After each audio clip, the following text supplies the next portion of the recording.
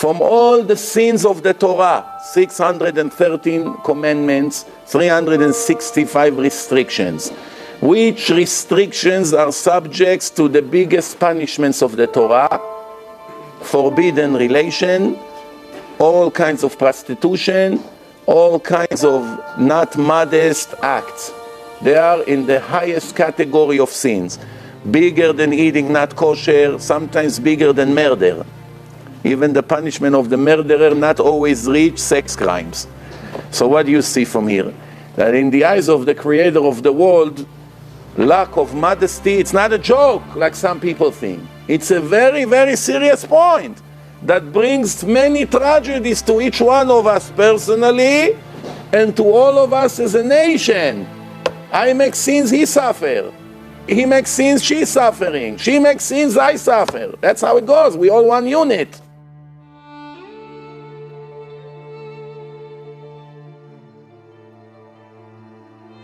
One time a married woman was with another man that is not her husband. For 1 second, the marriage is over in Shamayim. She can't go back to her husband. He cannot take her back. He's not allowed to forgive her. The marriage is finished. The kids will be destroyed. They won't have parents. She should have thought about it before. She can never go back to her husband, and she can never go back to the man that she was with. And that's not even the tragedy yet. The real tragedy is waiting for her when she died. I can't even tell you the amount of punishment that this woman gets. Can't even describe it in words. If you read it in the books, people have no idea whatsoever the price that they're going to pay for doing it.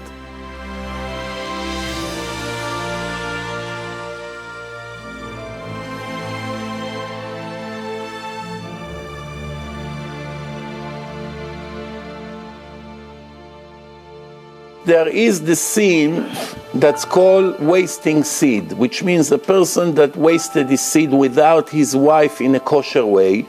Every drop of seed is a horrible sin, even if it was not intentional. But not intentional is the third section in hell. Person goes in, his soul gets clean like a dry clean for the soul, and one day he comes out of there and go to heaven and cash on his rewards that Hashem owes him. But if it's intentional waste of seed, he goes to the 7th section, which is the lowest, and the Zohar, and it appears in Reshit Chochmah, in the chapter of Ira, of fear.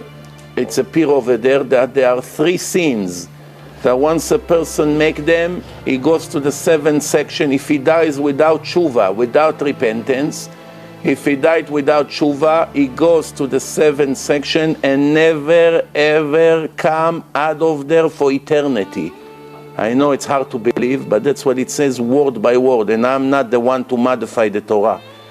Now, let's read some of the things that Rabbi Aaron Rata, Shomer Emunim, wrote in his book. It says like this: Kol hagalut, all the exile, v'chol hatzarot, and all the problems, that what every person has in person, and in general as a nation, is all coming because of that sin, modesty and wasting seed. It's destroying the foundation and the life of every person. The Gemara said, the Rambam writes, that first of all it makes the teeth weak, the roots of the teeth. It makes the person smell from his underarm. It makes bad smell to his gum and his breath. It makes his hair loose. He loses hair even from his brows and from his eyelashes. That's how weak it makes the roots of the hair. It brings all kinds of sicknesses. It destroys the parnasah. The parnasah, the living. Person is looking for a job, he goes crazy months, he cannot find because of that sin. Even if he has a job, even if he makes a lot of money, he's seen no blessing in this money. There's no blessing in anything he does in his life. Why? Because of the horrible sin of Gamma Brit, annulling the holiness of the covenant of the Brit Milah.